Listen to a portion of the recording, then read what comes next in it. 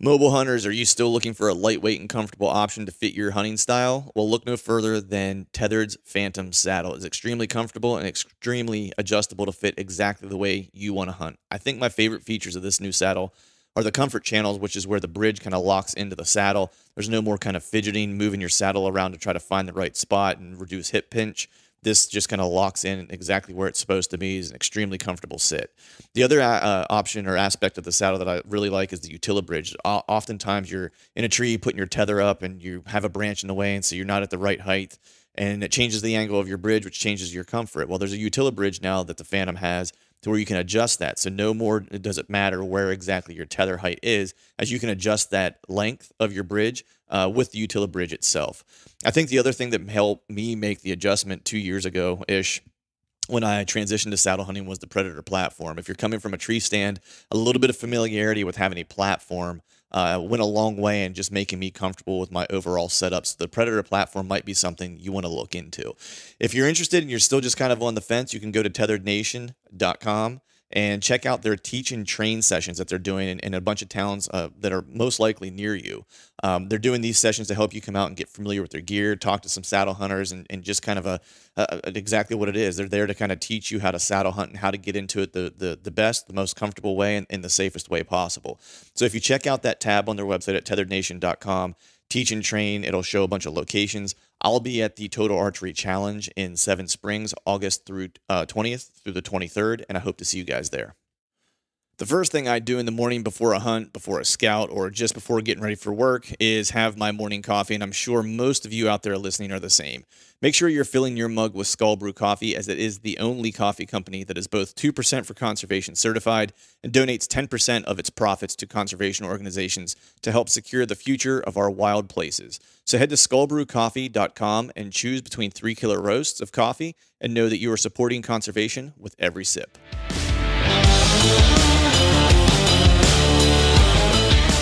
Welcome to the Truth from the Stand Deer Hunting Podcast, brought to you by Skull Brew Coffee Company. I'm your host, Clint Campbell, and you're listening to episode number 183.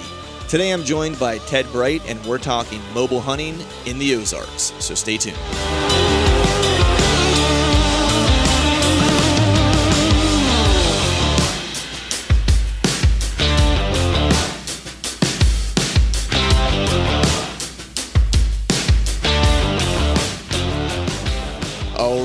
All right. What is going on, everyone? Happy Wednesday to you. Hope you're doing well. Hope you are feeling fine. We are rolling right along here in June, coming up on another holiday weekend, which I'm getting pretty stoked about. Actually, I should wish you guys all out there listening a happy Father's Day. Didn't do that in the last podcast. I hope you guys hope all the gentlemen out there who are dads had a good Father's Day, got a little time to do some R&R, just do what it is you like to do on your free day, if you will. And if you're not a dad, hope you got an opportunity to spend some time with your pops and with some family. It was a nice weekend. It was supposed to be kind of crappy and rainy around here, but it ended up being a pretty decent weekend. So I actually was able to spend most of the weekend outside, which was killer. The other cool thing is I think I'm trying to remember exactly what the date is on this. So today's actually, I think as I'm recording this on Monday morning before work, this is our anniversary date. We've been doing this show. We're headed into year number 5. So I just want to give a big thank you to all you out there that listen to this show, that have been riding along for, whether you're just started listening or whether you've been listening since way back in the day on episode 1. It's kind of crazy to think that we've been rolling this thing for 5 years. I'd be lying if I said I thought it would make it 5 years. To be honest, it didn't really have any intention to have the podcast run 5 years necessarily. It didn't really have a time frame at all. It was just one of those things where I started it and I was just going to see how long it rolled out. And whenever I got tired of doing it, I was going to stop doing it. It's kind of like Forrest when he got tired of running. He just decided he was going to go home then. And that was kind of what my plan was, but I'm still digging it, still having a good time talking deer hunting with everyone. And so we're going to continue to power on.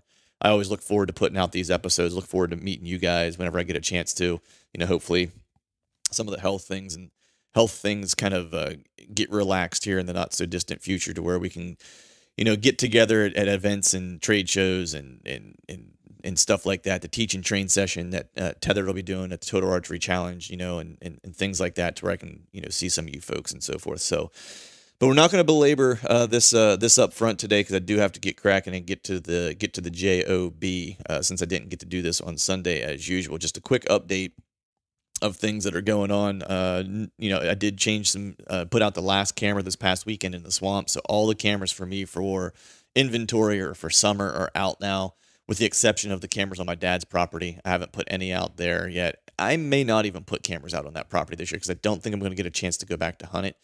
And truth be told, like, he's actually building a cabin there. And so there's people there that I don't know. And so, that's obviously like a really easy way for something to walk off the property, is to have a bunch of people there that you don't know, and that, my dad or I don't live there to kind of keep tabs on the place and stuff like that. So I'm probably not going to put anything up there. If I do, it'll be really late in the summer, whenever they're getting close to wrapping up the cabin build. And then I may put them out just to kind of inventory things for the fall, and for possibly next year when maybe I have some time to hunt it. Who knows?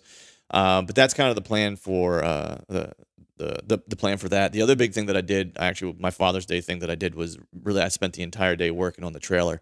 So I got most of the walls done at this point. I got the heater put in, which was like the thing I really wanted to do, because I was looking at the calendar and realizing that, we're going on a family vacation over the 4th and stuff like that.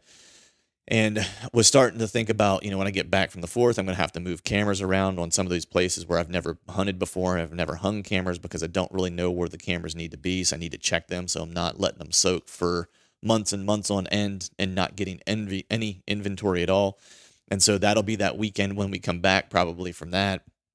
And then by that point, now you're sitting at, whatever it is, like mid-July, getting towards the 3rd week of July. And I was like, and then I really got, at that point, like a month and a half, and then my hunting season starts. And then I don't want to be spending weekends working on this thing. So I was starting to get a little bit nervous, and knew that I really needed to start to make hay, while the sun was shining. My goal was to try to get this thing done by the end of July. And so I made a big step toward that, where I got the heater in, got that kind of installed, got most of the paneling like all kind of installed. I've got like a handful of pieces of insulation I got to put up on the back wall, because I'm going to reinforce some of the E-tracks that I used for one of the beds that I'm the hammock bed that I have for Chad. I'm going to reinforce that and do some bolt through from the outside. So I wanted to do that first before I finish that wall. And so I have that to do, and then the solar generator should come in this week, and then, put the solar panels on and stuff like that. And then at that point, it's some odds and ends. It's dropping, propane lines and stuff like that in through the walls and stuff like that. So, which, isn't necessarily, it's not time consuming. The time consuming stuff is really all the cutting that you have to do when you're cutting, wood and framing and stuff like that. And so most of that stuff is done now. So now I feel a lot better about where I'm sitting with the completion percentage relative to where we are in the summer. So feeling good about that. But going to go ahead and cut this up front short and just jump to the podcast. I have my buddy Ted Bright on. Some of you may know Ted. He was on if I'm not mistaken, I believe he was on the Public Land Challenge last year. He's one of my friends from Tethered'z. He's out of Missouri, and as a lot of you guys that listen to this show know, that I'm likely headed to Missouri this year. And so I thought, he's a saddle hunter and a mobile hunter, and he's he hunts beast style, and so I always kind of dig having guys like that on. And then the second part of it is I've never hunted Missouri before, and I'm really kind of it's foreign to me, and so I thought it'd be cool to have someone on where I can kind of talk to them a little bit about some of the terrain and things that they look for and things that they find and where they typically find deer and stuff like that, to try to help me mentally prepare to go into that hunt, kind of walk, because I'm going to be, as I said in the past, I'm going to be walking into that place blind, no time to go scout it. So I need to try to do as much intel gathering as I can, whether it's e-scouting or whether it's talking to people that live there, or like the local DNR or whatever the case is, to try to start to get a sense of what I'm going to walk into. So with that, we'll go ahead and jump to the show. And as always, thank you all for listening. All right, folks, welcome back to another episode of the Truth from the Stand Deer Hunting Podcast. And today I've got I'm going to refer to him as my mobile brother, because he is a gentleman of the saddle, as I am. I run into him through our mutual buddies at Tethered'z, Mr. Greg Godfrey and those folks. And he's been a guy I've been kind of following online, caught a glimpse of a few of his hunts, know that he's a saddle freak, and I thought that I might as well have this guy on and talk a little deer hunting. He's also from the state of Missouri, which I'd be lying if I said I wasn't trying to get a little bit of inside intel from him, since I'm going to be headed there this year. But I'm talking about none other than Mr. Ted Bright. What's going on, man? Hey, Clint. Thanks for having me on. I appreciate it. You bet, man. I know you just got back from a fishing trip. Got to do a little ripping some lips out on the water. Sounded like that was a pretty good session. Yes, it was. Yes, it was. We went down to Table Rock Lake and caught a few nice keepers, a couple 18-inch bass. My buddy caught an 18-inch smallmouth, and I caught an 18-inch largemouth. They were the big fish of the day yesterday, and it was just a one-day fishing trip. So, Right. but it was a good time. Nice, man. Yeah, I like to do a little fishing. I like to say my fishing is kind of like my golf game, where I do a lot better job drinking and smoking cigars than I do fishing. It's probably it's probably my strong suit with those two sports. But nonetheless, I do like to get out. I just recently got a kayak for kayak access, and my daughter is not really into hunting, but she is into fishing. So that's my kind of like connection with her for the outdoors. I figured get a kayak. She and I can go out on the lake, do a little bit of fishing, have some fun. And then maybe if she likes that enough, I can convince her that we could use the kayak to do some hunting and she might get into it. What do you think? I hate it, whatever it takes. What if it's fun for them, then it's a win for all. And, we can do things like that to make it fun for them. My oldest daughter, she enjoyed it and hunting, and she would go, a couple times a year or whatever, but she never really got into it. My son, who is now 17, he's very passionate about it and loves it. He's killed a pile of deer. Right. And my 6-year-old daughter, now she's all into it. Like she shoots a crossbow, once a week or so. And, we went turkey hunting a couple times this year. She's eating it up kind of like her brother. Right. Nice. Yeah. I know you laid down some birds, man. It's like between you and your son, it's like you guys had birds falling all over the place, multiple states, if I'm not mistaken. Right. Yeah. I killed 2 in Tennessee, and then, and he wasn't able to hunt in Tennessee, but he went and filmed for me. Mm-hmm. And then I killed my 2 in Missouri, which we're allowed to 2 every year. Right. And he killed 1. So we killed 5 between the 2 of us, but I also called in a bird for a buddy of mine. So it's kind of a part of 6 kills.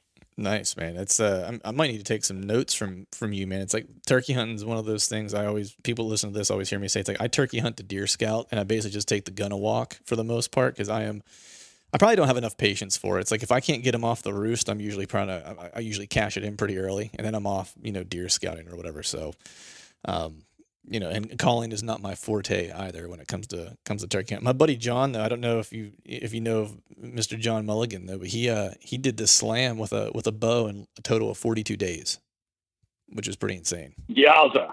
Yeah. That's cool. Yeah. I'm like you, I didn't grow up turkey hunting, and I've turkey hunted for 8 or 10 years. Mm-hmm. And at first it was always just that, I would just always get preoccupied by scouting for deer, and then, I don't know, the last couple of years, it's really bit me.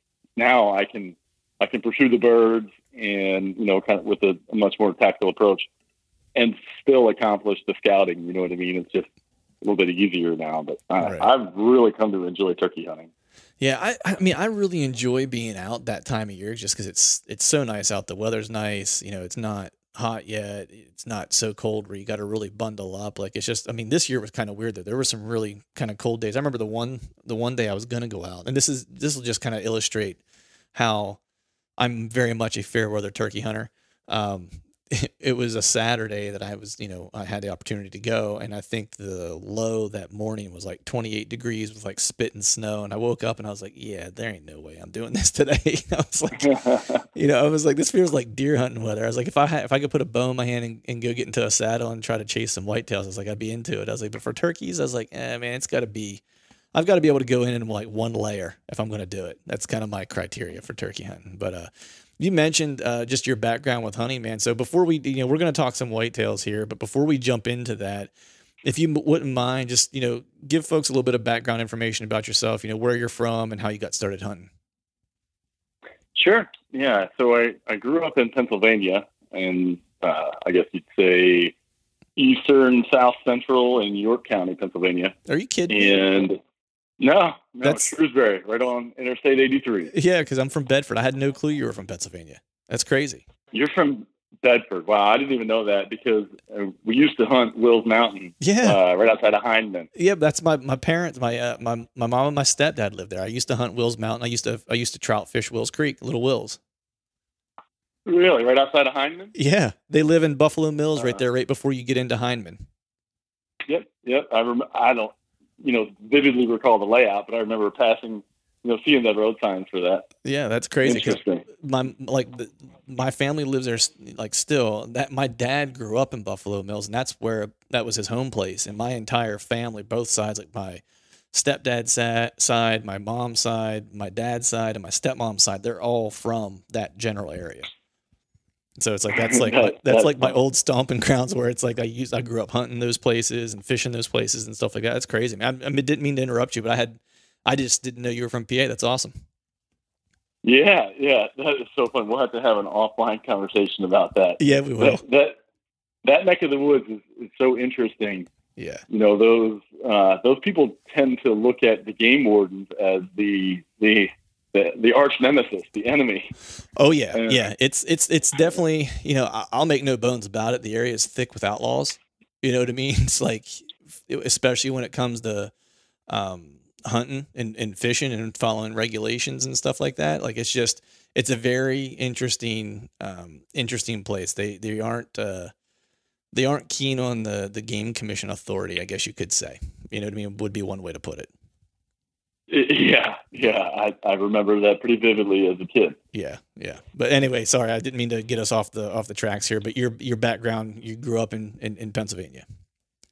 Yes. So I grew up in Pennsylvania. We did some of the Western Mountain Pennsylvania hunting as a kid, and I was just enamored with that. I thought that was the coolest thing ever. In fact, I killed my first deer when I was 15 years old in 3 feet of snow in Friendsville, Maryland. So actually, nice. Like Western Maryland. Right at the very tip, there's like 10-mile tip between Pennsylvania and West Virginia there, whatever it is. So anyway, grew up there. And then at the age of 16, I moved to Missouri. And, the deer numbers where I moved in the northern Ozarks were a lot less than the agricultural land of south central Pennsylvania. And I can remember thinking, oh my gosh, walking into the woods at this new place where we lived, and there's no deer sign anywhere. Right. But in reality, it was it's just different. There are less deer, but the deer of the Ozarks are, they're just not as habitual as deer in agricultural land. So that was a bit of a challenge, but, so I moved there at 16 and, learned deer hunting here in Missouri. And, all throughout, I've always been a big archery hunter. And, through my early adult phases, I always did both gun hunting and bow hunting, but was always much more passionate about the archery aspect of it. And so, there was one buck in particular that I killed in, I think it was 2015. And that was like a turning point for me. And the only times that I've taken a rifle to the woods since then, or if I'm, taking a kid with me or something like that. So that was kind of the turning point to where I'm just all archery. And, it's my one passion. You mentioned golf and turkey hunting. Well, fishing has become like that to me, where, I enjoy going fishing when the opportunity presents itself and I can get away, but I will make time to scout and archery hunt. Yeah. And it's the one, singular passion that I have that I will absolutely make time for. Yeah, no, I hear you. I'm the same exact way. It's like, if I can fit some other stuff in, like I hadn't golfed in years, and one of the guys I work with over like the holiday weekend a few weeks ago, it was like, hey, why don't we go out and and play? He, he's a member at a place. He's like, he wanted to invite me. So I went and I played. I was terrible, but I had a good time. And I made time for it because, well, I didn't have anything else going on that weekend, and it was convenient, right? But I'm the same way with you, where it's like, I take time away from work. I miss like family gatherings, like, you know what I mean? Like to go scout hunt or whatever the case is, and no matter kind of what the weather is. But I'm curious, man, because I was very similar to you, and, probably not all that, mysterious as to why. I mean, you grew up a large part of your life in PA, and is your family from Pennsylvania originally? Like, is that where they kind of grew up, or? Yeah, basically like the Baltimore area is where my dad's side of the family is from, and my mom's side of the family is from West Virginia. So okay, all right. Yeah, so that central Mid-Atlantic region there. Yeah, so I mean, basically, it's like in an area that's very, very thick and heavy with hunting heritage. You know what I mean? Like that was, I think, Definitely. more of what I was kind of getting to. And I grew up similarly in Pennsylvania, where it's like did a lot of gun hunting, and I've said it on this show in the past. It's like I didn't really get turned on to bow hunting until I was probably 30. My dad did a little bit of trad hunting, on like in the fall, but he never really took me out to bow hunt or anything like that. We would go out and gun hunt together, and he'd really only bow hunt like on days it was really windy, because I never hunted from an elevated platform of any type until I started bow hunting in my 30s. We always ground hunted and still hunted, essentially, is how I grew up hunting. So my dad would sometimes take the trad bow out, and if it was a windy day or an exceptionally wet day in the fall, that would be the only time he would bow hunt, and he would basically, like, he knew where some deer would bed, and he would stalk the bedding area. And that's kind of how he liked to bow hunt. So it wasn't like I would get to go out, and I made the same transition as you, where it's like as soon as I had my first experience bow hunting, I was like, and people that like to gun hunt, it's like, that's awesome. Like, however you want to get out into the timber, like, I'm all for it. But for me, it was, as soon as I picked up a bow that first time and hunted with it, at that moment forward, I was like, I'm not going to get the same feeling in the same rush with a gun as I'm getting with the bow. So there's no reason to go back to it. You know what I mean? Did you have the kind of the same feeling? Cause I was curious, as like, I wanted to know why you made the switch to archery, where it's kind of like the end all be all for you. Yeah. And it is just that it's the pure form. I enjoy fly fishing also. And if I was going to get hardcore about fishing again, it would definitely be, with an emphasis on fly fishing. Right. But I like that purist form to it. Interestingly, as I see it anyway, with archery hunting, it's like I always knew that there was going to be a point in time, maybe not as a kid, but, at least as a young adult on, I always knew there was going to be a point in time where it was just going to be archery that stoked my fire. Mm-hmm. But I didn't like try to force the issue or whatever, you know what I mean? I kind of felt like I would know when the time was right. And sure enough, it was after I killed that buck in 2015 that I had 5 encounters with this buck from like July 25th to when I killed him, which was November the 17th or something around there. Wow. And, and 2 of them were, with the bow in the tree, and, the one, he was at 30 yards broadside. It just wasn't light enough. I ran out of light. But so that buck, just transformed the way I thought. I was like, it felt like I was, just didn't get the reward that I wanted out of the investment that I put into it, mm-hmm. considering that I had so many close encounters with that particular buck. And, I really enjoyed killing him. It was a very difficult rifle kill. But at the same time, that was the turning point, and I knew that it would come eventually. Right. Yeah. No, I hear you, man. It's like when you have that close encounter, I mean, that's the juice, it's like, I'll often get the question from being a musician previously. They're like, do you ever miss it, being on stage or whatever? And I'm like, I really don't, because I was like, I replaced it about the same time I left music. I moved back to Pennsylvania, and that's like when I, picked up archery hunting. It was right when I moved back. And, I was like, I get the same rush and the same feeling when I'm bow hunting as I did whenever I was on stage in front of 5,000 people. You know what I mean? I was like, that's the same. It's the same for me. You know what I mean? I was like, in that sense, it's like, I don't really ever miss it, because I don't like, I've never lost the adrenaline part of it. Like I just replaced it with something else that I was equally as passionate about. Man, yeah, it's, for me, the big turning point was, I was actually fall turkey hunting, and it was before I started bow hunting. This was kind of what led me into bow hunting. And I was just watching like all this natural deer movement, and like turkey season around here, come in like mid to later October, like pre-rut essentially. Right. And so I was watching these bucks chase these does and stuff like that. And growing up in Pennsylvania, only gun hunting, like the only deer movement you ever seen was deer running for their life. You know what I mean? It was like, you didn't see them chasing or seeking or anything like that. And I was talking to one of my father-in-law's buddies about it, and he was like, yeah, he's like, that's like, you're seeing natural rut activity. And I was like, well, if that's like natural deer activity, I was like, I want more of that. And he was like, start bow hunting. And so that was it. Like, it was literally like the next year I started bow hunting. And that's kind of how and from there it's history. It's been an obsession ever since, essentially. So, but man, talk to me a little bit. I want to hear about like the area that you're that you're hunting, like in Missouri? Are you still up in and around the Ozarks? Yeah, I live on the northern fringe of the Ozarks now. So actually just moved last June or July, late June, early July, whatever it was, to a little bit closer to St. Louis. So I'm even more on the northern fringe now. Okay.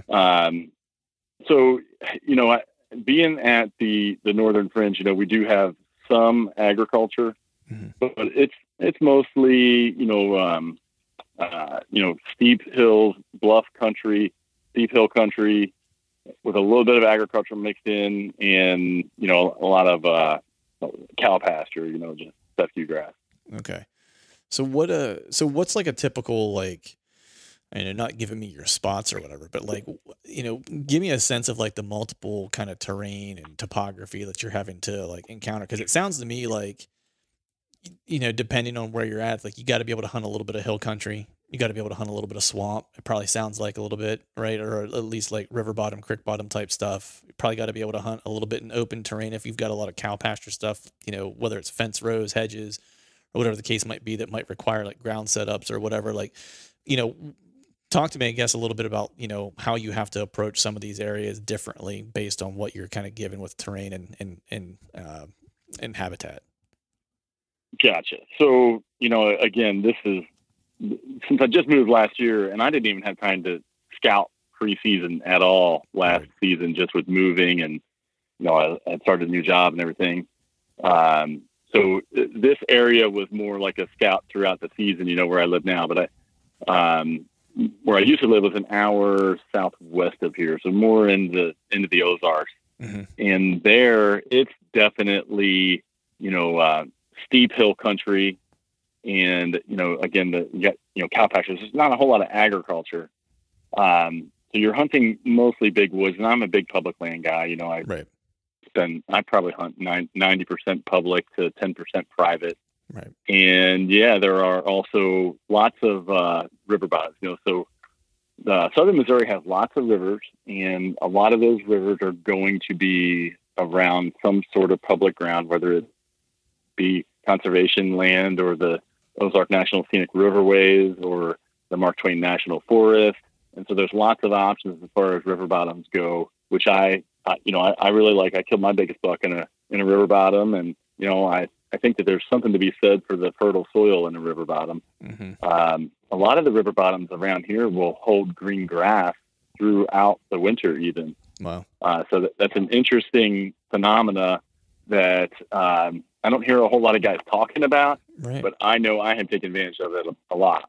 Right. Yeah. I mean, do you find that they're feeding in there? Like whenever, let's just say, for example, maybe acorns start to get scarce or whatever, and you're hunting a big wood section, that's not close to agriculture or whatever. Like, is there things in there that they're going to feed and browse on, or maybe at least be able to use as a staging area? Is that kind of the definitely. Definitely. I think that, as typically as soon as the acorns are going to be close to being gone, there's going to be a transition to where they'll start to go to those river bottoms and browsing, and, eating that lower level green grass. And it's sparse. It's not, that's why I think it's overlooked by a lot of hunters, because it's not this thick, lush carpet. It's sparse green grass, but I've seen it with my own two eyes a lot. It's definitely a thing that more hunters should probably key on in this area. Right. So I'm definitely jotting a note of that, because, I wanted to talk to you a little bit about Missouri, because one, like, I know that that's where you're hunting, but two, obviously it's like I'm planning to make a trip there this year, and so I've been doing my e-scouting and stuff like that, and I'm probably going to basically do a freelance hunt for the whole, 7 days that I'm there, essentially, because I don't think I'm going to get a chance to come out this summer to do any type of, off-season scouting or anything. And what my plan has been, like, one, I'll ask you this question first, and I'll give you my plan. Like, what's the pressure like in Missouri on public? Like, do you get a lot of pressure? Is it a little bit of pressure? Does it really just, only come in like, the beginning of November, and otherwise, like, you're pretty good? Like, what's your sense of the pressure that public gets around there? Missouri has a lot of hunters. Yeah. So, it's an interesting dynamic, because, every state, governs and manages their hunting and their public land in a different way. And Missouri has taken, Missouri's tags are relatively cheap. You can kill 2 bucks. And, so Missouri has taken the approach of, it's a draw, not a draw hunt. It's a draw for people to come to Missouri, They really facilitate that, in contrary to our neighbors to the north, where their focus is, Iowa is much more on quality over quantity. It's a $600 tag. You got to buy points, and but you can go up there and have the opportunity to kill, a monster buck. Right. So there is certainly some credence to what your approach is, where you're kind of getting best of both worlds. Deer don't know a political boundary, although just as soon as you cross the border into Missouri, you're going to have a lot more hunting pressure, and things of that nature. So I do think that the hunting pressure is more, but it's also by design. Right. And I just don't really look at it as a deterrent. In most places. Now there are certain places where if there's a car lot full of cars or whatever, then it's not worth going there. Right. But if you can understand where your average hunters are going to go, or even if specifically where tree stands are that are left behind or whatever, then I almost feel like it's an advantage, because you just, you scout around that, and that that's going to impact your movement. So then, in a sense, it creates some sort of funnel for you. Right. No, I totally hear you. It's funny, just, whenever I think of pressure, right, it's, cause I've, I hunt Ohio too. And Ohio is, I would say is, similar to Missouri in the fact that it's an over the counter tag. The public out there, I've been going out there for several years, and year over year, it gets more and more pressure, especially like the one area I go to, like if you're in I'll mention the counties just in general, because there's a ton of public in these counties, but like if you're in Muskingum or Conshohocken County in Ohio, like those are like the first, probably the first things that come up in like a Google search as far as like big bucks in Iowa or in Ohio, right? There's a couple other really, really good counties that actually trump it, that are more well known now, but are probably less traveled to for a couple reasons. They're a little further away, because those 2 big buck counties are probably the first 2 big buck counties you encounter into the Midwest from the East Coast. So anyone who's coming from the East, whether it's Pennsylvania, Jersey, New York, Delaware, whatever, like Ohio is usually your easiest like big buck state to hunt, right? Because it's the closest and the least expensive for you. So the pressure there is pretty good. But even the pressure you get there for public hunting, I tell people that have never hunted Pennsylvania public, I'm like, man, like even the most pressured spot I've been to in Ohio is like doesn't even compare to the pressure that you see in Pennsylvania in public. I was like, it's just night and day. And so I always like to try to get a gauge, because some folks, will be like, oh, it gets a fair amount of pressure. And I'm like, I saw 2 guys in 2 weeks. You know what I mean? Like when I was in Iowa, a guy told me, he's like, yeah, that one piece gets a fair amount of pressure. And I saw 1 guy in the parking lot in 2 weeks. You know what I mean? And that was it. Right. It's like, I'm like, man, it's definitely different. Yeah. I was like, man, this is like the private in Pennsylvania doesn't hunt like this. You know what I mean? So, but so my plan is this, man. So tell me what you think of kind of how I'm setting this up. Like, so I'm anticipating I'm going to have some pressure, right? And what I'm kind of looking at on the map is kind of like what you're talking about. It's like, I'm looking like where are the entrance points and stuff like that. The other thing I'm also looking for is I'm looking for any place where there's an easy access point. So like maybe a parking lot that has, and I'm trying to look at pieces that have some type of body of water, whether it's like a lake or whether it's like a river or a large creek that runs through or whatever the case is, that if that creek cuts off part of the property from the convenient parking. And I've found a couple spots like that. And those are the places I'm probably going to prioritize looking, because I'll have to kayak into them. And the only way other people will be able to get in there is either one kayak, or they'll have to wade across whatever body of water that is to get to that part that's cut off. So that's kind of like my initial game plan for freelance hunting. Like, what do you think of that approach? Yeah, I mean, that's good. You're on the right track for sure. I think that you kind of summed it up well. I would say that the pressure you're going to see is probably about like the pressure that I saw on private in Pennsylvania. Right. So, I agree with your perspective there. And, right. I hope that maybe that helps paint a picture for some people to understand just how intense the pressure can be in Pennsylvania. Mm-hmm. At least, where I was as a kid. And of course, I was younger, so it's going to seem probably exaggerated or whatever, but right. It's pretty fair. Yeah. Yeah. So you're on the right track. Anything, in my opinion, that you can do to separate yourself, from the average Joe hunter. Right. Water's always the first thing that sticks out in my mind, because anybody can kind of, can go deep. Mm-hmm. If that, that'll definitely separate you for, just going deep in itself. But if you can go deep and cross water, now you're talking. Right. And I've got a kayak. I've done the kayak access, the canoe access. I'll do whatever it takes to get to where I can kill him. Right. But even just crossing a creek, I'll do whatever it takes again. So I don't even carry waders unless I would have to. And I would just assume not carry the waders and just strip down across the sucker, Right. The biggest buck I ever killed, I killed on November the 18th, and it was cold. And I just stripped down and crossed the river, up to my thighs, I'd say, and middle of November, cold Ozark stream water. But, I got there and it was much more effective, and there wasn't anybody there. So right. The other way in was 3.5 miles. So, I didn't have anything to worry about. Right. Yeah. There wasn't nobody walking that 3.5 miles to get there, either crossing the same way you did, or they weren't making it. Exactly. Yeah. Exactly. So, there's definitely ways to get creative, and that's what I think that's a huge aspect of what separates the average hunter that's going to show up at the parking lot in the morning and not, maybe have a loose game plan or whatever. But, with those that are actually, diligently have a game plan, even if it's not, to a tree, the game plan is, I'm going to feel my way through here to make sure that I'm out of the area where other hunters are going to be. Right. Yeah. Yeah. I mean, the one thing too, I think even whenever you're doing your e-scouting, I'll see some folks that'll make the mistake of like, they'll pinpoint like, hey, there's a saddle here, there's this here.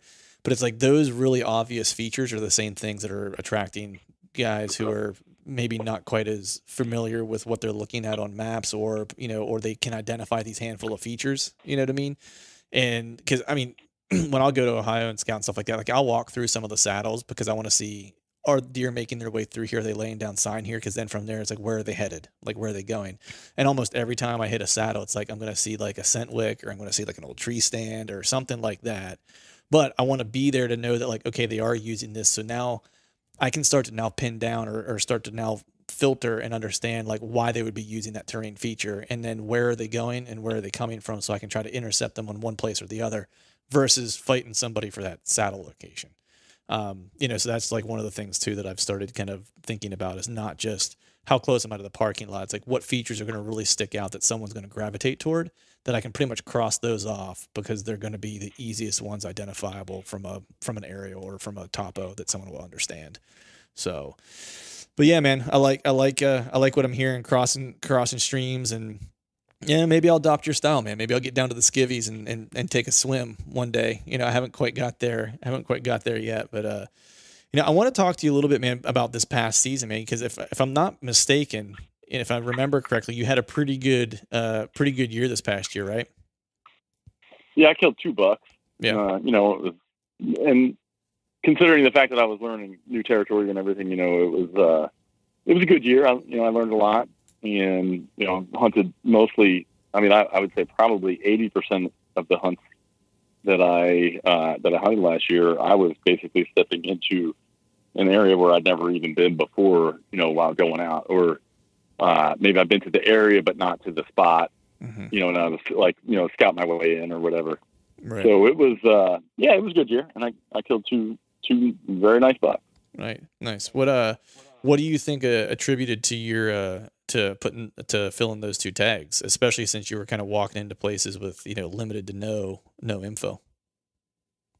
Yeah, it's interesting because I think it's 3 bucks in a row now I have killed. Of course, where the first time in thing is a big deal right now, and I totally agree with that. Right. But that can be really difficult first time in if you're just cyber scouting. But the last 3 bucks that I've killed have been just that. Now, one of the bucks, I was familiar with the area. You know, I've been to that piece of property quite a few times. But the 2 of the last 3 were, I'd never even stepped foot on the property before, and was able to find places on, you know, via cyber scouting that put me in a position to, you know, to harvest a Pope young buck first time in there. So that was, I would have to attribute it to that, you know, Right. you know, with my most recent successes anyway. Right. And what was it whenever you were kind of walking through, like as you're you know, hunting / you know, scouting your way through, you know, like you said, like you may not have a tree in mind, or you may not have, you know, it might be your first time in that area. Like, what was there anything that when you saw where you're like, okay, this is where I got to set up? Like, what was that thing that told you like this is where I need to be? So, you know, it's a lot of times it's a feel, you know, and, you know, a lot of guys will say that, especially a lot of successful killers will say that. There's a lot of credence to it. And what I find interesting, though, also, Clint, is there's a feel to it when you're looking at it on the map, too. It's not as pronounced, you know, it's not as strong a feeling. But like you were saying earlier, you can look at these most common features, these big saddles and you know, terrain funnels and such. But everybody else can see that too, pretty obviously. But once you find one that looks like you just get the good feel that it's going to have, you know, the winds are going to line up, possibly, you know, prevailing winds, southwest or whatever, with the terrain the way it is, and it's a little bit hidden, and you've got, you know, water between that and the parking lot or whatever.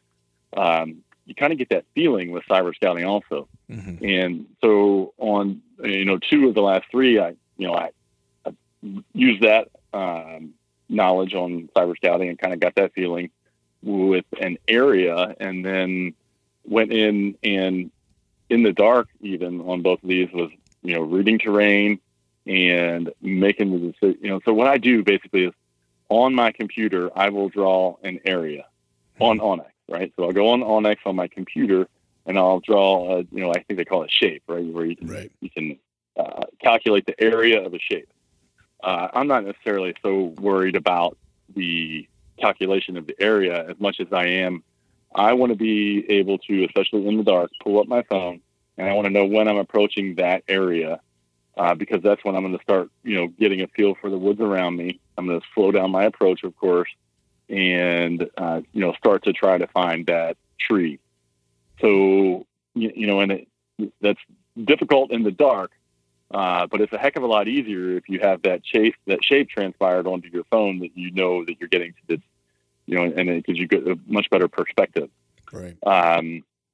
Then on the other of the 3, the one that I killed last year during rifle season, with a bow, of course. I was hunting a property that I was a lot more familiar with, so I knew what the you know, the vegetation and the landscape would look like, although I'd never been to that exact area. So, you know, I kind of had a better feeling for it, and everything that I knew about this place was kind of thrown out the window last year. It was just a really odd year. I think a lot of it had to do with there were just not hardly any acorns left by the time we got to November, hardly at all. Right. And so I went in and put a sit in an area where I thought would be good. It was actually like a river bottom type where it had green, you know, some green grass, that's really sparse green grass, and put a morning hunt in, and I saw one little buck, and I just didn't like that feel. It didn't work out in the dark that morning. So I got down, and I was going to leave altogether and go to a different parking lot, and where I knew some of the guys were seeing a lot of buck action. And I thought, well, all right, I'm going to hop on the e-bike and check out this feeding area that I know is about 300 yards away, you know, deeper into the property, just to make sure I can check it off while I'm in the area. And I went there, and it was just tore up with scrapes along the edge of the field. So I just, logically deduced that there's a lot of buck activity here, and they're probably not bedded too far. And it was middle of November, so they're probably going to be bedded next to the doe bedding area. Right. And I knew that I even though I've never been to that particular spot or that area, I just knew where the bedding would be in relation to the food, where I suspected where it would be. And I knew that I could get the prevailing winds, the thermals, and my entry to jive. So that's I refer to it as the trifecta. Right. And I always want those three things to jive for every sit. If I can get those three things to jive, and I have a good hunch that there's a buck in that area, and I know which way he's going to be traveling within reason anyway, then I like my odds. Right. Nice. Yeah, man. I've used that area tool in the past too. It's funny because I've never used it the way you just talked about using it, and now I'm gonna have to start doing that because I've used it just to kind of mark areas that I'm gonna walk into and scout maybe where I'm like, all right, this piece of public I've never been to before.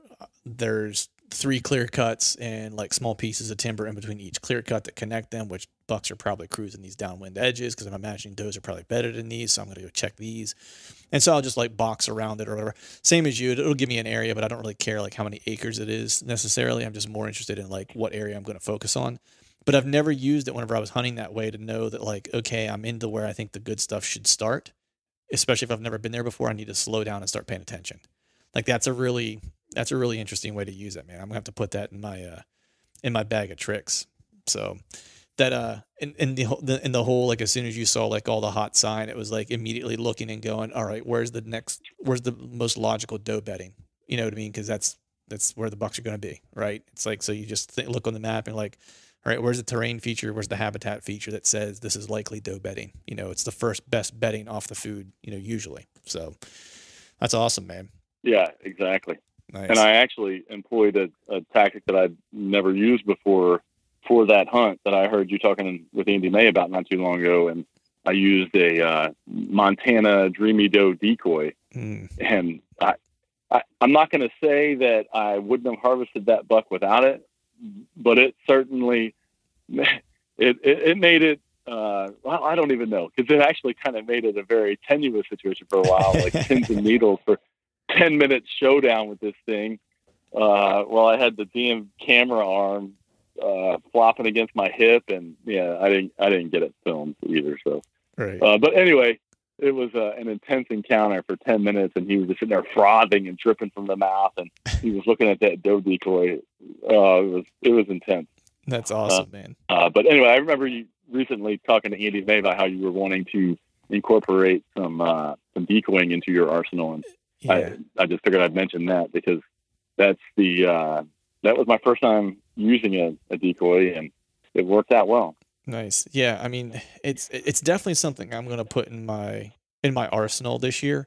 Only because I'm going to try more ground hunting, because that's the other thing I'm kind of looking at too, is like, not only is it where is water cutting off part of the access like to an area to reduce pressure, but also what are some places where you can't get into a tree.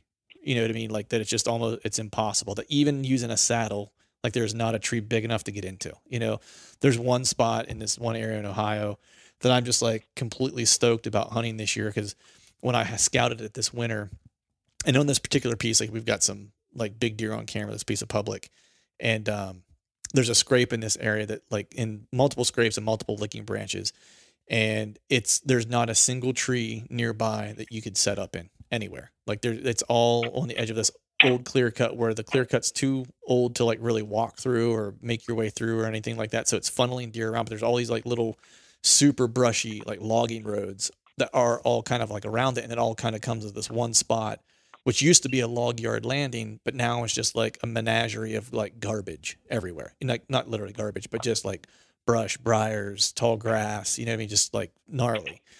And there's just no tree to get into, and there's a nice primary scrape area that's right there. And I was like, man, this is like the perfect ground setup to where I can kind of nestle back in that clear cut a little bit, set up a little decoy, you know, and it should be good to go. But it was interesting because I was talking to Tony Peterson about decoying, and the one thing that he had mentioned to me, you know, I'm curious, like I'm not familiar with the decoy that you were using, but he likes to use a doe feeding decoy versus a buck decoy. Like what decoy were you using? Was it a buck or was it a doe? I was using a doe decoy. Yeah, okay. The Montana Dreamy Doe decoy. Okay. But I thought that I heard before that Tony mostly liked buck decoys, but I could be wrong.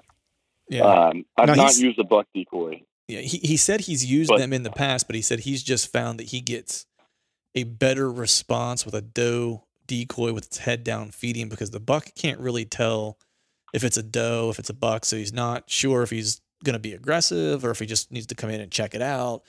And the other thing that he said that makes sense too is, like, you know, you want them to come into the decoy kind of calm. He's like, and there's nothing more calm a deer, like, other than a deer with their head down eating acorns or eating alfalfa or whatever, right? They're clearly not on edge if they've got their head down feeding. He's like, and so that was, he's like, you know, he said, he's like, I don't use them often enough to be able to tell you definitively. He's like, but that was the sense that I've got with every experience that I've had with using a doe feeding decoy, was that they just came in a little bit less on edge, and other deer would feed near them because they were like just curious. They're like, oh, who's that out there? Like, I don't smell them. Like, how'd they get here?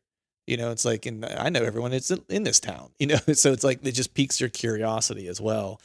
And so I have a buck decoy, so I'm thinking I'm going to have to get like a doe one just so I can kind of try both and see what happens. But yeah, stay tuned. We'll see how badly I screw that up. First decoy outing. You know, yeah, you know, I think a lot of it's going to, you know, will depend on situational circumstance, you know, because like where I live now, there's a lot more deer, and I would not use that doe decoy here. Right. I was actually, when I killed that buck that I was just referring to, I was back in the area where I used to live, and you know, it's a different deer density, so they're not nearly as many does, and I think that was, you know, a big reason for the success, and along with the timing and the setup, of course. But right.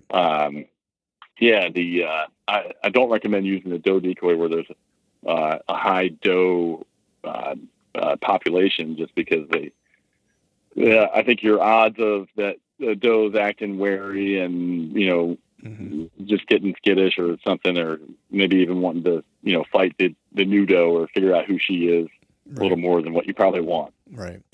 So it sounds like, man, like, I mean, I know that you hunt mobile, but like, have you always hunted mobile, or is mobile something you, over the past, like, however many years, started adopting? When did that all kind of start to happen? Oh, interestingly, that happened about the same time where my passion shifted, you know, to strictly archery. There was probably a season or two where I was mostly, you know, hunting in tree stands, but, you know, I had some degree of mobility, I guess you'd say, from the time I started hunting, but just not on the same level as what I am now. Now I rarely hunt the same tree twice. Right. Or I'll, you know, if it's a really good spot, I'll hunt it, you know, no more than early season, once in the early season, once in the mid season, once in the late season. I just don't really ever do anything other than that. Right. But I've always had some degree of, you know, mobile hunting, even if it was just, you know, my lone wolf climber. Right.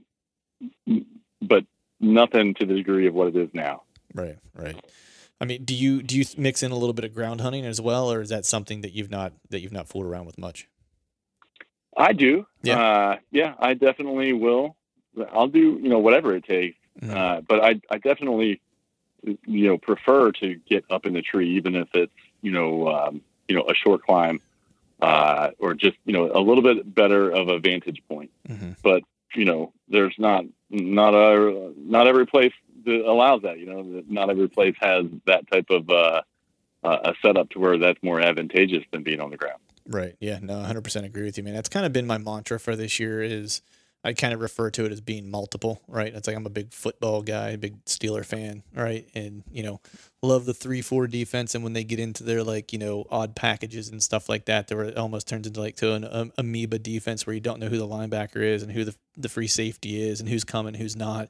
It's like, I kind of look at hunting the same way, where it's like, I'm just trying to be as multiple as possible. That way, whatever the scenario calls for, I'm equipped to try to execute on whatever's being presented, right? So whether that's a ground setup, whether that's in a tree, whether that's crossing water, whatever the case is, like, I just don't want to leave a hunt, especially whenever I do these out-of-state travel hunts, where I'm coming home going, man, I wish I would have been able to do X. You know what I mean? Like, I want to be able to leave if I don't have a tag filled and go, you know what? There wasn't anything I could have done any different. You know, there wasn't like a stone I left unturned. So I hear you there, man. Doing whatever it takes. I totally agree. That's how I left the Public Land Challenge last year. I was like, a lot of my buddies are asking me, well, how'd you feel like you did good, or, are you happy? Like, yeah, I did everything I could do. And I was, set up in favorable positions on mature deer every sit. It just, it doesn't always pan out, Right. Yeah. Sometimes you eat the bear, sometimes the bear eats you. It's as simple as that. Exactly. So what's your plans for this year, man? What are you doing? What are you doing for whitetail for bow hunting this year? And of course, Missouri, but are you headed out of state anywhere?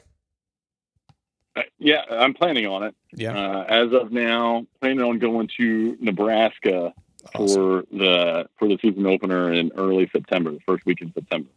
Nice. That is one of the things I would like to try to do at some point is Nebraska early season. You have to let me know how it goes.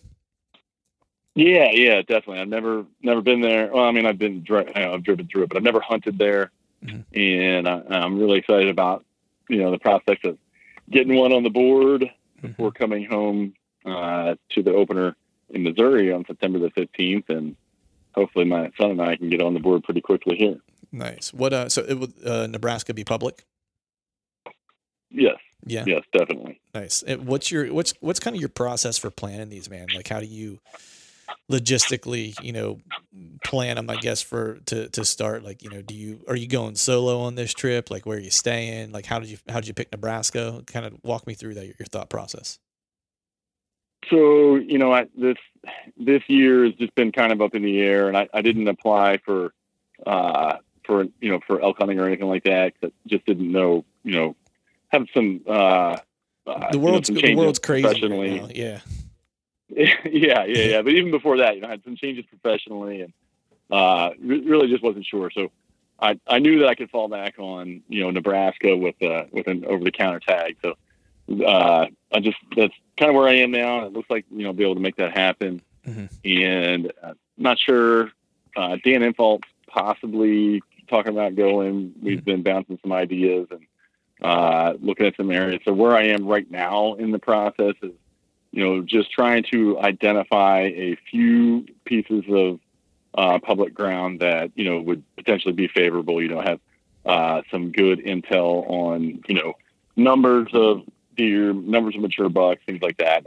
I think we've got that right now, I think we've got that narrowed down. Right. And then, so next step would be, to get a little more granular with it. And, of course, you always got to figure out the camping and sleeping arrangement and all that stuff. So that's kind of where we are right now. Right. Nice. Yeah. The camping and sleeping arrangement's always the thing that kind of like throws me for a loop whenever I'm planning these trips. And I actually just took to I'm converting a cargo trailer into like a tiny home on wheels to be able to roll with me and just I can. Oh, that's awesome. Yeah, man. And it's like, being honest with you, it's a pain in the rear end trying to build, cause I'm not the most mechanically inclined person you'll ever meet in your life. So it's like I'm a measure 10 times, cut once kind of guy. So it takes me a while to get things done. But it's coming along, and that was really the reason for building it, was because I was just tired of trying to figure out where I was going to stay, and if the public I was on here wasn't hunting well, and I wanted to go 45 minutes or an hour somewhere else, it's like I didn't want to be stuck because I had a hotel or a cabin or whatever. I wanted to just be able to pick up and go to the next piece of public and set down home, in that place and then spend my time there. So that was really the precipice for building that thing. But so when you get there, man, are you going to go and pre-scout it at all, or is this going to all be kind of like only online and then kind of, freelance hunt the whole thing? Most likely no on the boots on the ground scouting beforehand. As it is right now, I'm like, yeah, I'm going to try to make it up there, and how it goes. Yeah. When it's, I'm going to try to do, and it involves an extra trip away from the family or whatever, it probably isn't going to happen, but I will, keep my mind open and try to make that happen. But most likely it'll be just show up a couple of days before the opener and hopefully get some couple of nice, targets on a pattern. Right. Now, when you do that, are you just, out there, I guess you can just glass from afar, right? Because I'm imagining you're probably hunting some areas that are relatively open. Is that the case? Yeah, that's I believe that will be the approach. Yes. Yeah, nice. What are you now when you get out there when you're doing these out of state hunts and stuff like that? Are you do you run trail cameras whenever you're there, trying to pick up like a little bit extra intel like during the course of the trip, or do you just completely rely on woodsmanship, scouting, reading sign? I have typically been the type to rely on woodsmanship, scouting, and sign.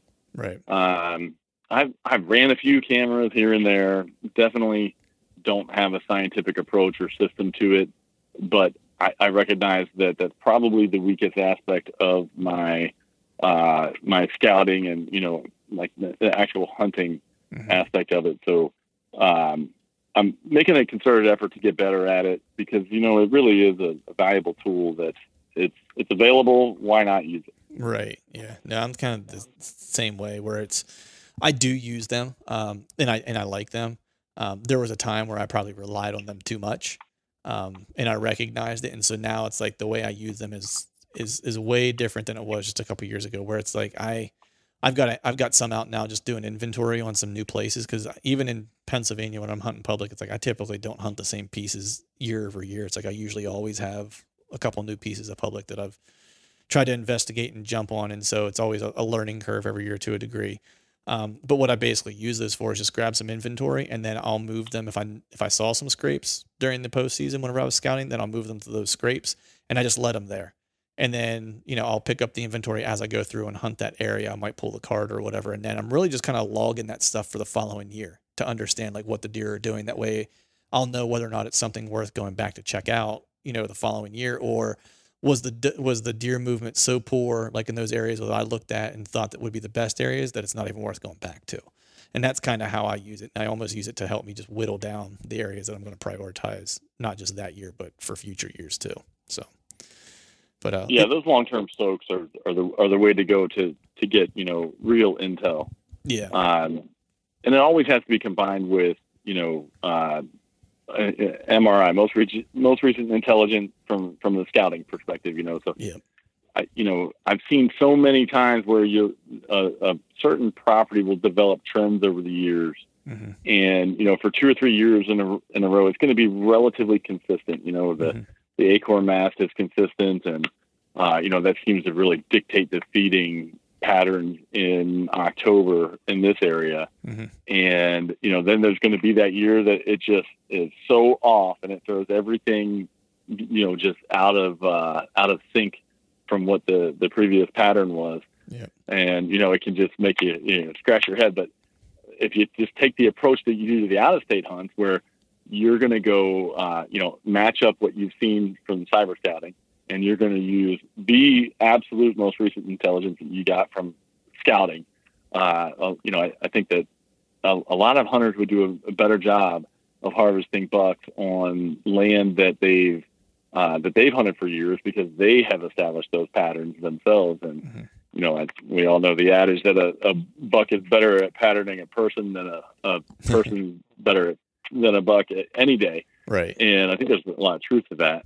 Yeah. And just, I feel like I'm at my sharpest. I'm at my best. I'm on point when I am in a new area and, really just observing everything, taking everything in, reading every, minute piece of sign there is. And that's really exciting. Yeah, no, I'm the same way. It's like I feel more alive. I feel a little bit more free. And I 100% agree with you, man. When I go to a new place, it's like I'm way more dialed in. Even though I don't know anything about the place, it's just like the excitement of like what's possible keeps me tuned in, versus on a property where I have familiarity, where it's like I'll get a little lazy, right? Because I'll think I know what's going on here. I'm just going to try to get to where I need to get to or whatever, as opposed to like really using my hike into wherever I'm going to reevaluate what might be happening, on the property. And so I definitely hear you there. The one thing I started doing this year, while I was in Iowa, was once I found a buck that I wanted to try to go after, and I knew there were some, scrapes in the area. I hung a camera on scrapes, and it wasn't to try to get it wasn't to try to get that deer on camera. It was more monitoring it to making sure that does were still hitting it at night. Because I knew if does were still in the area and hitting that the bucks were still going to be in the area. So I was almost using it more for, are there does who are active in the area versus are these scrapes going to dry up and do I need to move on? That way I wasn't wasting my time with a sit for a full day whenever I could have just pulled a camera card and looked at it and been like, yep, this is dried up. It's time to move on. You know what I'm saying? Yeah, exactly. Yeah, well played. I like that approach. Yeah, well, it was really convenient because I had a cell camera. You know what I mean? So it's like I would get up in the morning and be like, yep, 4 does hit it at 4:30 a.m. Place is still hot. Let's do it. And that was kind of how I use those. But so I want to talk to you, man, about, we're getting close to an hour here and I want to be sensitive to your time, but I do want to talk to you just about your saddle gear because I'm always interested in what guys are using, and how they're kind of setting up their gear and stuff like that. So if you wouldn't mind, dude, just talk me through like your general setup, like, platform versus, some other type of, whether it's ring of steps, platform, whatever the case is, or, what pack are you using, climbing situation. Just talk me through your general essentials. Sure. Yeah. Well, as far as saddle goes, I use the Phantom, and I was able to use the Phantom all last year throughout the entire hunting season, as we were prototyping it and making changes throughout the year. And that's hands down, it's not even close, the most comfortable, versatile, and just the best saddle I've ever put on my body. And I can tell you that. I love that saddle. And so I also use the Predator platform, and I've always said that the Predator platform might be my favorite piece of hunting gear in my entire arsenal. And I don't know if that's because my first year of saddle hunting, I used a ring of steps, and then once I got turned onto the Predator platform, I was like, oh my gosh, I've seen the light. This is how it's comfortable. This is how it makes, for those that are wondering about, getting into saddle hunting and all, it's just make sure you try it with a platform, not just a ring of steps. Yeah. So yeah, that's my setup once I'm in the tree. And as far as climbing goes, I don't really know anybody else that uses the system that I've got, but so I think I have a little bit of a unique climbing system. I use a Cranford strap-on step. And for those that don't know, it's just it's like a poly cord with a berry in it, and it's just got one step on it. It's a metal step, but it's not very big. It's just like a 90 degree with rounded edges, and so you're able to, I'm able to cinch that down around any size tree, basically within reason. And there's ways to modify it to go to bigger or smaller. Right. So I'll cinch that Cranford around the tree, and then I have CMI rock climbing etriers, which is what most people in our world refer to as an aider. Right. CMI makes 3, 4, and 5 step etriers. So it's not just a DIY aider. It's actual rock climbing strap style step. And so each of my Cranford strap-on steps has a CMI etrier attached to it, and I just tape it to the step. And so I usually just take 4 of those. In the early season, I'll only have 3 with me, and they're about the size of a softball. I'm not weight them, but it's not very much. Right. So I'll carry 3 of those in the early season, and then mid to late season I'll carry 4 in case I need to get up to that 30 feet height. But so I will just put the step on the tree, climb up the aider, lean back in my linesman's belt, and set the next step with the aider on it. And then once I get to my top Cranford step, and they'll either be on my 3rd or 4th one, then I also have a CMI etrier attached to the post of my Predator platform. So I set my Predator platform at, usually around head height, and I will just kind of, step into the etrier and go around the Predator platform. So it allows me to get some additional height out of it. Mm-hmm. Yeah, man. I actually watched the video of you climbing with it, and I got to say, it's pretty slick. Where it's like I considered, like as I was watching, I was like, man, I might need to try this. I like the setup that I have currently. I'm just using 2, modified lone wolf sticks that I cut off at like 17 inches, and I put a double top step on it, and I use a 5-step, climbinator, black diamond rock climbinator. And with that, it's like I can get to like, if I put my platform a couple feet up above the last step, I can get probably like 16 feet, and a lot of times in the places I'm hunting, some of these swamps and stuff like that, that's enough, especially early season and stuff. But I wouldn't mind having something even lighter and smaller. And what you have going on is pretty freaking slick. So I'm going to have to maybe give it a whirl and then give you a call for some pointers on how to make sure I'm doing everything correctly and set up the appropriate way that I'm not, endangering myself potentially. So. But, absolutely. Yeah. I find it, super light, super easy. Some people say they've tried it and they have a little bit of trouble getting down in the dark or whatever. I don't have any issues with it, and it's kind of fun. I enjoy it. It matches my style of athletic hunting. I want everything to be streamlined. I want everything to be tight, quiet. I'm huge with stealth wrap. I stealth wrap everything. Yeah. Including my e-bike. My e-bike is stealth wrapped. I'm not kidding. I don't know that I've heard anybody doing that, but that's next level, man. Yeah, literally. I'll send you a picture of it. My entire e-bike is stealth wrapped. Nice. So everything I do is, built around that athletic style of hunting. And, so I think you also asked what pack I use. I use the Badlands Dash pack. Okay. And I find that to be the perfect pack for me because it's a longer, more narrow pack. I'm a taller, skinnier guy. So, I like that it fits and conforms to me, and I can cinch down with the lash straps, the horizontal lash straps. I can cinch it down to where it's tight. It's almost like you don't even know what's on you. Right. And if I do have any, like I carry my Predator platform on the outside of it, I can cinch it down to where there's no flop in it. There's no play in it. And, when you've got those things, even externally, like extra clothes or your Predator platform or whatever it is, when you have those things cinched down real tight against you, even if they stick out a little bit, they just don't catch everything, So you got to have a pack that, in my opinion, for me anyway, that really lends itself to that athletic style where I can cinch everything down and I can ease my way through the brush and it doesn't catch everything and it just doesn't make a lot of noise. Right. Yeah. The one thing I did this year is I took the Predator pack and I put some MOLLE attachments on the back to be able to hold like a camera and stuff like that. So I can, they're basically like water bottle attachments that I could use to like take in my GoPro, take in like my, my main camera and stuff like that. And I can basically fit everything on the Predator pack. And then I roll my ghillie suit jacket up underneath and attach it to the bottom. And I can basically run my entire rig from early season through at least probably pre-rut without having to change to a bigger pack and just use the Predator pack. And that's it. Which is pretty slick. I mean, it's pretty lightweight and streamlined. That's awesome. Did you do the mods on the straps?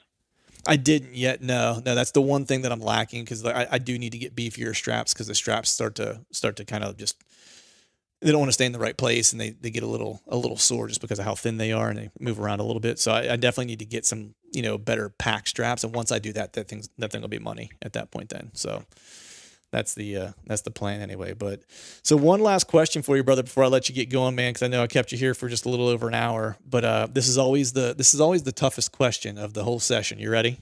It's going to be a doozy. I'm ready. It's why does Ted Bright hunt? I love it. There's just no one that I think about it all year round. I think about it all the time. There is nothing in this world that compares to being in the woods and I really enjoy that late October and all of November timeframe. Just being in the woods that time of year does something for my soul. It's like there's a Zen aspect to it. I feel like I am at my best. I feel like I am doing what I'm supposed to do, I guess you could say, at that time of year in the woods. And there's just nothing like it. There's nothing that can replace that feeling. Yeah, no, I 100% agree with you, man. That in itself, I think is what separates a lot of hunters, a lot of great hunters, because it's not about killing the big buck. That's that, of course, that's the objective when you're out there. But when you love the process, then the rewards typically will follow. Yep. 100%, man. And that's one of the things that, like, just in life in general, man, it's like, if you're doing something, whether it's your job or whether it's, a hobby or a passion like hunting or whatever the case is, like, if you don't like the work that it takes to get there to the success, like, you're just not going to be good at it. You know what I mean? It's like, I remember when I was in a band, like, I loved rehearsal and I loved being in the recording studio, and I loved that. Actually, my least favorite part of the whole thing was playing on stage. Like, I was more of like a studio rat. I loved the creation process. I loved like the grind. That was my favorite part of it. And I had, some success, and it was great. But the moment that I stopped enjoying the process, I knew I needed to stop, because I knew I wasn't going to get the reward that I wanted at the end, because I wasn't willing to put in the work. And hunting's the same way. It's like, if you're not willing to put in the work, like, the reward at the end is not going to probably be aligned with your expectations. Yeah, definitely. Yeah, definitely. So, and, you can train yourself to love the process when it comes to, professionally or, job, whatever, you can train yourself to love it. But there's few things in life that there is no training. There is no, forcefully, trying to stoke that fire or whatever. And archery hunting for me is that. Being in the woods that time of year is that for me. It stokes my fire all year long, and I can't wait to do it.